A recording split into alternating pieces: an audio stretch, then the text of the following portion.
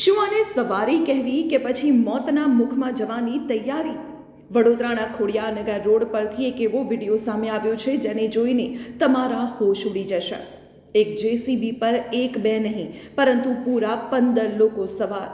વિડીયોમાં તમે જોઈ શકો છો કે જેસીબીના આગળના ભાગમાં એટલે કે જે લોડર માટી ઉઠાવવા માટે હોય છે તેના પર 10 મહિલાઓ જોખમી રીતે બેઠી છે।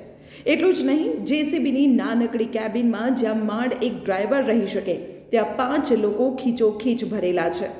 આ શ્રમિકોને આડેધડ બેસાડીને જેસીબી રોડ પર દોડી રહ્યું છે।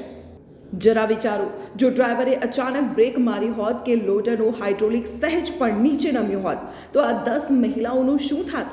શું વડોદરા પોલીસ કે આરટીઓને આ જોખમી સવારી નથી દેખાતી?